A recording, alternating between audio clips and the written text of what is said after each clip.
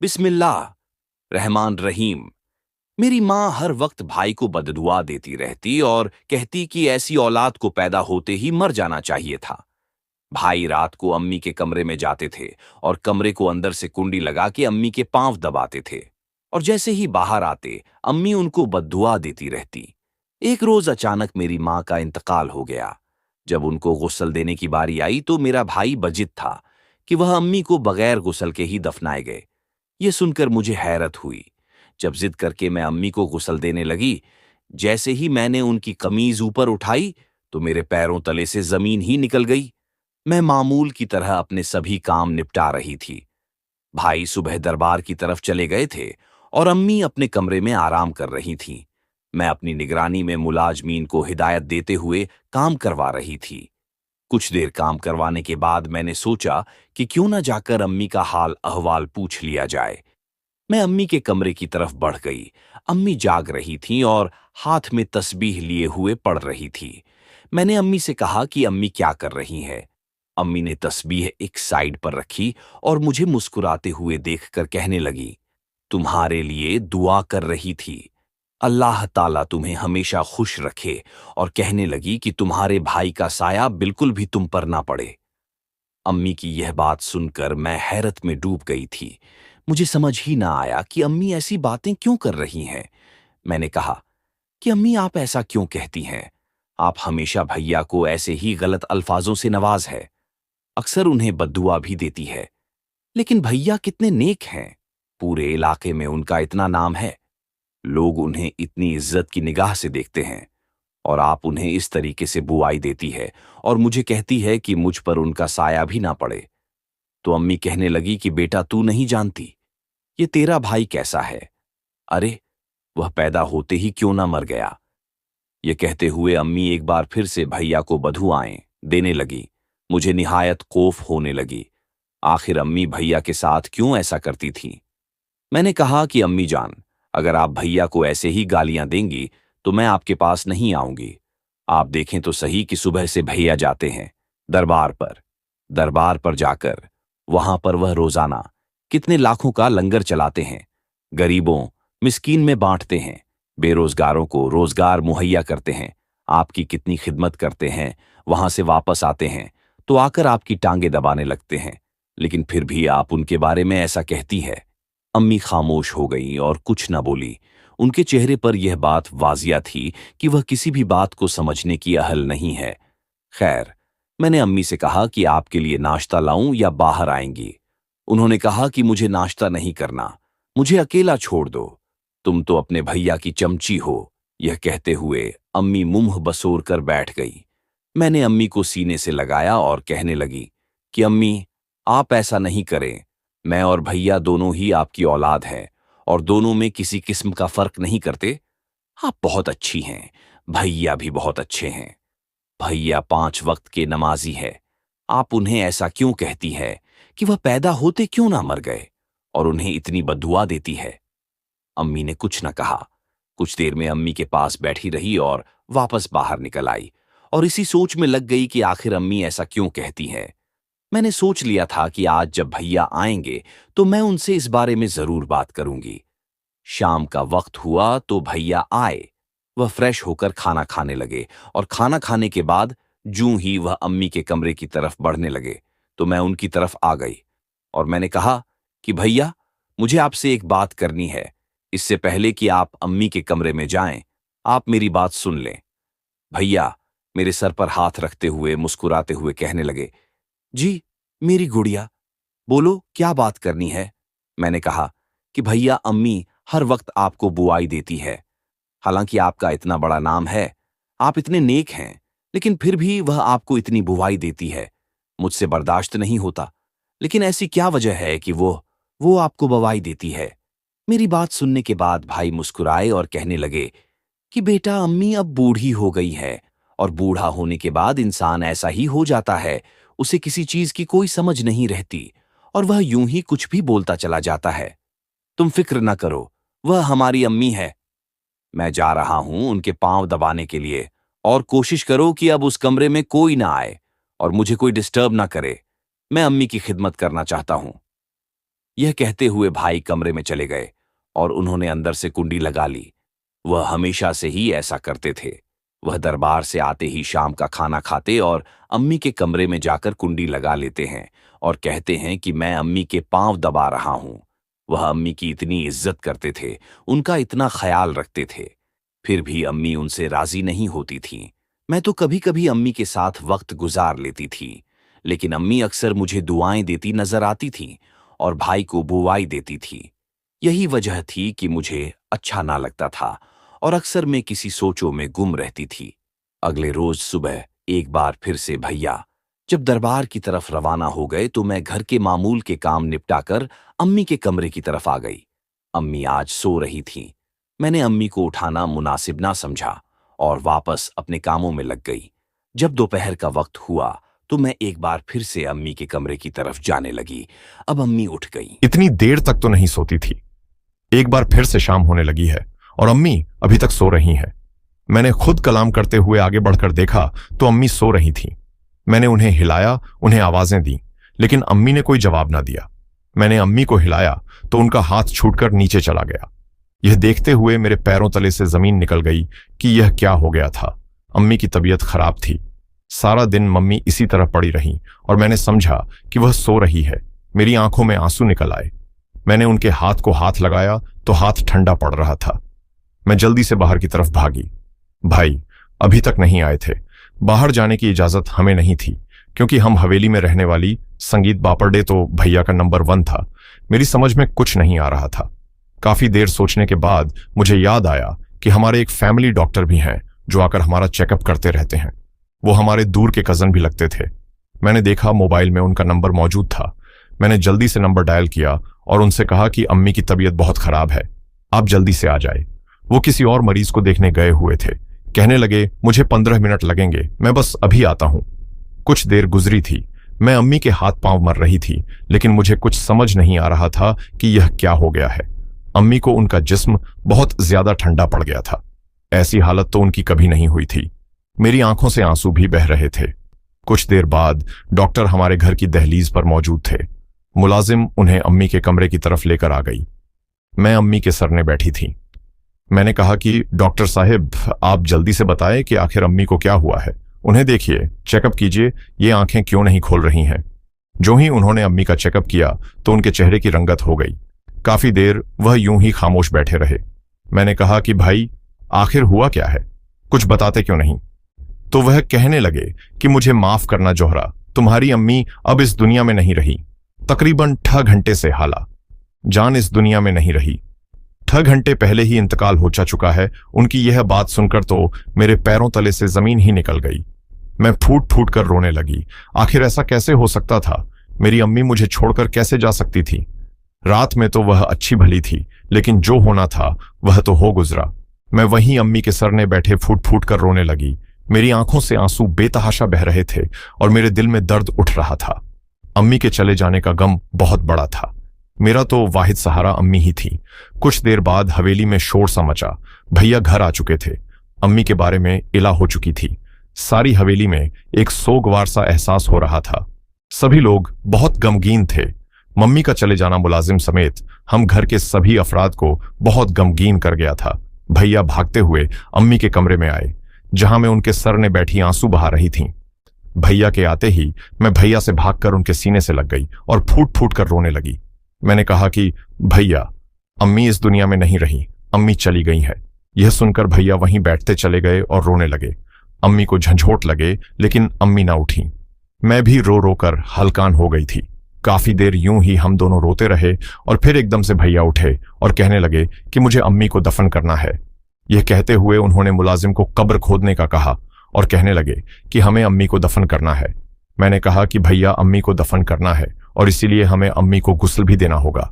आप किसी गुस्ल वाली का बंदोबस्त कर दें ताकि मैं उसके साथ मिलकर अम्मी को गुस्ल दे सकूं। मेरी यह बात सुनते ही भैया ने फौरन से इनकार कर दिया और कहने लगे कि नहीं, अम्मी को गुस्ल नहीं देना, हमें गुस्ल के बगैर ही अम्मी को दफनाना होगा। मेरे तो पैरों तले से जमीन ही निकल गई कि आखिर ऐसा कैसे हो सकता है कि मुसलमान मैं हो और उसे ऐसे दफन कर दिया जाए। ये ठीक तो नहीं। गुस्ल तो हर मैयत का हक होता है और गुस्ल के बगैर मैयत को दफनाना बहुत बड़ा जुर्म होता है। मैंने भैया को समझाने की कोशिश की तो कहने लगे कि मैंने जो कह दिया वह कह दिया। मैंने कहा, ऐसा ना करें, ऐसा कौन करता है आखिर, और यह तो आपकी सगी मां है। लेकिन मेरी बात सुनने से पहले ही भैया बाहर की तरफ चले गए। हमारी हवेली में आस पड़ोस की खवातीन भी जमा हो गई थी। उन्हें अम्मी की वफात का पता चल गया था। सभी लोग हमारे घर आ रहे थे। अम्मी को उनके कमरे से निकालकर अब घर के सहन में रख दिया गया था। इर्द गिर्द सारी खवातीन बैठी थीं, सारी खवातीन रो रही थीं। अम्मी की भी उस पूरे मोहल्ले में बहुत इज्जत थी। वह नेक खातून थी। इस मोहल्ले की सारी खवातीन अम्मी के पास मसले मसाइल लेकर आती और अम्मी उनके मसले हल करती थीं। इस वजह से भी उनकी वाबस्ता की अम्मी के साथ कुछ ज्यादा थी। अम्मी की वफात पर सभी लोग बहुत गमगीन नजर आते थे और मेरी तो वह मां थी। मेरे दिल में आखिर कौन जाग सकता था कि मुझे कितना दर्द हो रहा है। खैर, जैसे ही कब तैयार हुई, भैया को इट्टल मिल गई और भैया ने कहा कि अम्मी को अब दफन करना है। यह सब कुछ देखकर इर्द गिर्द बैठी खवातीन सारी कहने लगी कि ना बेटा, यह क्या कह रहे हो, गुस्सल नहीं देना। क्या मैं भी खड़ी हो गई थी। मैं भी कहने लगी कि भैया, मैं अम्मी को बिना गुस्ल के कभी भी दफन नहीं होने दूंगी। मेरा जमीर यह गवारा नहीं करता। अभी अम्मी को गुजरे हुए इतनी देर भी नहीं हुई कि उनका जिस्म बिना गुस्ल के दफनाना पड़ जाए। अम्मी अभी बिल्कुल ठीक है और मुझे उन्हें गुस्ल देना है। आप जल्दी से गुस्ल का इंतजाम करवाएं। लेकिन इससे पहले कि भैया आगे बढ़कर कुछ कहते, मेरे साथ ही कुछ और खवातीन भी मिल गई थीं, जो भैया को समझाने बुझाने लगी कि बेटा देखो, ऐसा नहीं करते, तुम्हारी सगी मां है। लेकिन भैया किसी तौर नहीं मान रहे थे। कहने लगे कि मैं अम्मी को बिना गुस्ल के ही दफन करूंगा, चाहे कोई कुछ भी कहे। यह बात सुनते ही मोहल्ले की एक औरत उठी और कहने लगी कि कितना बदबख्त बेटा है, इसी वजह से तो इसकी मां इसको बवाए देती रहती थी। जरूर इसके कुछ काले करतूत होंगे। अब देखो तो इसकी शख्सियत तो इसकी बातों से झलक रही है। ये अपनी मां को बिना गुस्ल के ही दफनाने जा रहा है। भला ऐसी औलाद जीते जी क्यों नहीं मर जाती, ऐसी औलाद पैदा होते ही क्यों नहीं मर जाती। यह बात सुनना थी कि मेरे कानों में एक नकारा सा बजा था। जो कल सुबह ही अम्मी ने बात कही थी वह मेरे कानों में बजने लगी थी।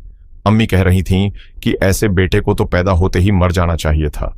आखिर ऐसी क्या बात थी। लेकिन खैर, मैं खामोश हो गई। अम्मी का जनाजा कब्रिस्तान की जानिब ले जाया गया तो काफी देर बाद एक मुलाजिम मेरी तरफ भागता हुआ आया और कहने लगा कि बीबी जी, बड़ी बीवी जी दफन होने में नहीं आ रही। जैसे ही उन्हें दफन किया जाने लगता है तो यूं लगता है कि जैसे उनकी मयत बहुत भारी हो गई हो और किसी चीज ने उन्हें पकड़ रखा हो, वह कब्र में ही नहीं उतारी जा रही है। यह सुनकर मेरी आंखों में आंसू आ गए।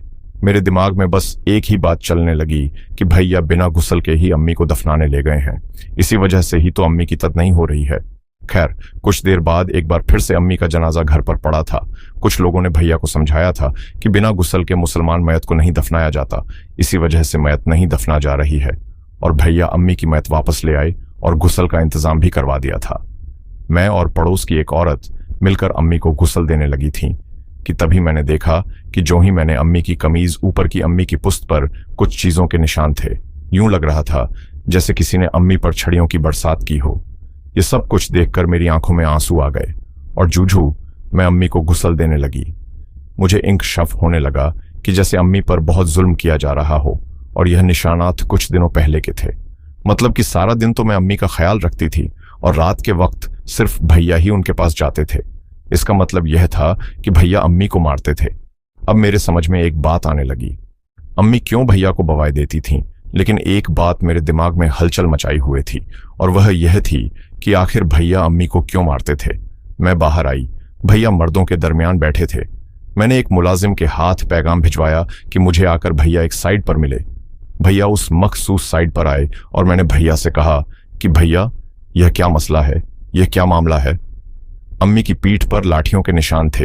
ये बात सुनकर भैया एक लम्हे के लिए खामोश हो गए। उनकी नजरें नीचे हो गईं और कहने लगे कि हाँ, यह बात सच है। मैंने कहा कि अम्मी के पास आपके अलावा और कोई नहीं जाता था।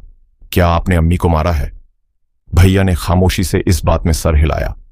मैंने कहा कि आखिर ऐसी क्या वजह हो गई थी?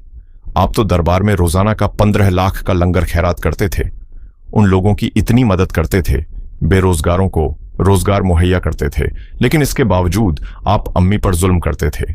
यह क्या बात हुई? आपने अम्मी को क्यों मारा? मैं रोने लगी। रह रहकर मुझे अम्मी की वह तकलीफें याद आती थीं जब अम्मी भैया से मार खाते हुए तड़पती होगी और उन्हें तकलीफ होती होगी। वह तो पहले से ही बीमार थी। भैया फौरन रोने लगे और रोते रोते वहीं बैठ गए।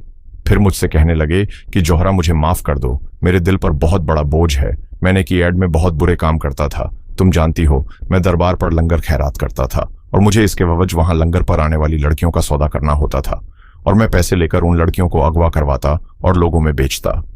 यही वजह थी कि मैं कुछ दिनों में ही अमीर होता गया। कुछ अरसा पहले अम्मी को यह बात मालूम हो गई तो अम्मी ने मुझे रोकना चाहा। अम्मी के पास काफी सारे सबूत भी जमा हो गए थे। मैंने अम्मी से कहा कि आप इसको भूल जाएं। अम्मी कहती थीं कि तुम्हारी एक बहन है, किसी और का नहीं, तो अपनी बहन का ही सोच लो। लेकिन मेरी आंखों पर दौलत की पट्टी बंधी हुई थी। मैं गलत काम करने पर ऐसा उतर आया था कि मैं कुछ और देख ही नहीं सकता था। भैया रोते हुए कह रहे थे और वह मेरी नजरों में गिरते चले जा रहे थे। कहने लगे कि मैं हर रोज शाम को जब आता था तो अम्मी के कमरे में जाकर कुंडी लगा लेता और तुम्हें कहता कि मुझे परेशान मत करना। मैं अम्मी के पांव दबा रहा हूं, लेकिन मैं हर रोज अम्मी को इस बात पर अकसाता था कि वह किसी को यह बात ना बताएं। लेकिन अम्मी इस चीज पर बजत थीं कि वह मेरा पर्दा तुम्हारे सामने खोल देंगी। मेरी जो नेक सीरत तुम्हारे सामने बनी हुई थी, मैं नहीं चाहता था कि वह कभी टूटे। मैं तुमसे बहुत प्यार करता था। मैं नहीं चाहता था कि तुम मेरे बारे में गलत सोचो। अम्मी के पास तमाम सबूत भी मौजूद थे और वह चाहती थी कि वह पुलिस के हवाले मुझे कर देगी। मैंने इतनी लड़कियों की जिंदगी बर्बाद कर दी थी। अम्मी मुझे इस चीज से रोकती थीं। इसी वजह से मैं अम्मी को कहता था कि आप खामोश हो जाएं, लेकिन अम्मी मुझे बुवाई देती थीं। इसी वजह से मैं रोजाना उन्हें समझाता। वो ना समझती तो मैं उन पर छड़ियों की बरसात करने लगता था। और पिछली रात भी जब तुमने मुझे बताया कि अम्मी मुझे बद्दुआ देती रहती हैं तो मुझे मजीद गुस्सा आया। मैं उनके कमरे में चला गया और उनकी पीठ पर छड़ियों से वार करने लगा। मैं नहीं चाहता था कि मेरा जो दूसरा भयानक चेहरा है वह तुम्हारे या किसी और के सामने आए। मैं इस नेक सीरत सूरत के साथ जीना चाहता था, लेकिन मैं नहीं जानता था कि मैं किस बड़ी गुमराही में मुब्तला हूं। आज जब मैंने देखा कि अम्मी के पीठ पर तो छड़ियों के निशान होंगे, मैं उन्हें बिना गुस्सल के ही दफनाना चाहता था, लेकिन अल्लाह ताला को जो मंजूर था वही हुआ। उन्होंने अपनी इस नेक बंदी का पर्दा रखना था और मुझे बेपर्दा करना था। उस वक्त मुझे इस चीज का एहसास नहीं था कि मैं इतना घूम काम कर रहा हूं। आज जब अम्मी की मयत एकदम से भारी हो गई और वह दफन होने में नहीं आ रही थी तो मुझे समझ आ गया कि अल्लाह ताला ने इंसाफ मुकम्मल कर दिया है। मुझे माफ कर दो। आज के बाद मैं ऐसा कोई काम नहीं करूंगा। मैं चाहता हूं कि मेरी अम्मी जो चाहती थीं मैं बिल्कुल वैसा ही बनूं। आज मुझे अल्लाह की तरफ से हिदायत दे दी गई है। ना जाने मैं कितने गुनाह कर चुका हूं। मैं माफी के लायक तो नहीं, लेकिन मेरी प्यारी बहन, तुम मुझे माफ कर दो। तुम्हारा भाई बहुत गिरा हुआ है और ऐसी गिरी हुई हरकत कर चुका है कि अब वह अपनी आंखों में भी नहीं उठ सकता। भाई, यह कहकर फूट फूट कर रोने लगे। भाई का यूं रोना मुझसे देखा नहीं जा रहा था। मैंने आगे बढ़कर भाई के हाथों को पकड़ लिया और उनके सीने से लग गई। मैंने भाई को माफ कर दिया था। हाँ ठीक है, जो मर्जी में भाई ने जो कुछ किया था वह सब कुछ बहुत गलत था, लेकिन अब वह सच्चे दिल से माफी मांग चुके थे। अम्मी अपनी जिंदगी में तो भाई को ना सुधार सकी थी, बल्कि उल्टा भाई ही उन पर जुल्म करते रहे थे। लेकिन अब भाई को भी इस बात के बारे में हिदायत मिल चुकी थी। बेशक अल्लाह ताला बहुत बड़े कारसाज हैं। वह इंसान को हिदायत का रास्ता दिखाते हैं। बेशक उन्होंने भाई को भी हिदायत का रास्ता दिखा दिया था। भाई ने मुझसे वादा किया कि आज के बाद वह किसी भी औरत की तरफ आंख उठाकर नहीं देखेंगे और ना ही उनका सौदा करेंगे, बल्कि आप अल्लाह की रजा के लिए और अम्मी के साले सवाब के लिए ही दरबार पर लंगर खैरात किया करेंगे और लोगों की मदद किया करेंगे। मुझे भी भाई पर यकीन हो गया था। मैं एक बार फिर से उठी और उस औरत के साथ मिलकर अम्मी को गुस्ल देने लगी। गुस्ल के बाद जब हमने अम्मी को कफन पहनाया तो एक ठंडी हवा हमें चलती हुई महसूस हुई। यह खुशबूदार ठंडी हवा थी। मुझे यकीन हो गया कि अम्मी मुकम्मल तौर पर जन्नती औरत थी। अम्मी भाई को बधुआ ऐसे ही नहीं देती थी, वह उन्हें सुधारने के लिए बधुआएं देती थी। वरना ऐसी कौन सी मां होती है जो अपनी औलाद को बधुआएं दे। जब वह बहुत ज्यादा दिल बर्दाश्त हो जाती थी तो तब यह कहती थी कि ऐसी औलाद को तो पैदा होते ही मर जाना चाहिए, और मेरे ख्याल से अम्मी बिल्कुल ठीक कहती थीं। लेकिन अब भाई बिल्कुल बदल चुके थे। अम्मी की तदफीन के बाद जब भाई घर वापस आए तो रोते हुए कहने लगे कि अम्मी एक जन्नती औरत थी। तुम्हें पता है, अम्मी की कब्र से बहुत प्यारी खुशबू आ रही थी। ठंडी ठंडी हवाएं चलने लगी थीं और खुशबूदार हवाएं चलने लगीं। अम्मी जाते जाते मुझे हिदायत का रास्ता दिखा गई थी। पहले तो मैं बिल्कुल संग दिल बना अम्मी को बिना गुस्ल के ही दफनाने जा रहा था, लेकिन जैसे ही मैंने अम्मी की मैयत को उठाकर कब्र में रखने लगा तो मेरे दिल को एकदम से कुछ हुआ था और मैयत एकदम से भारी हो गई थी। मैयत किसी तौर नहीं उठ रही थी। फिर जब हमने यह नियत की कि इसे गुस्ल देने के लिए घर ले जाया जाएगा, तभी एकदम से अम्मी की चरपा बिल्कुल हल्की हो गई थी। इस बात ने मुझे झंझोट कर रख दिया था और मुझे यकीन हो गया था कि अल्लाह पाक की जात बहुत कामिल है, वह हर चीज पर कुदरत रखती है और मैंने हिदायत का रास्ता पा लिया। भाई ने जिन जिन लड़कियों की इज्जत खराब की थी उन्हें एक बार फिर से ढूंढा और उन सब से माफी मांगी और उन सबको कफे के तौर पर रकम भी दी। यह सब कुछ देखकर आज मैं बहुत खुश हूं। मेरा भाई अब गलत रास्ते से हटकर हिदायत की दुनिया में कदम रख चुका है। अल्लाह पाक हम सबको भी नेक काम करने की तौफीक अता फरमाए। आमीन। अगर आपको आज का यह वाकया पसंद आया हो तो हमारे चैनल को सब्सक्राइब करें, वीडियो को लाइक और शेयर जरूर करें।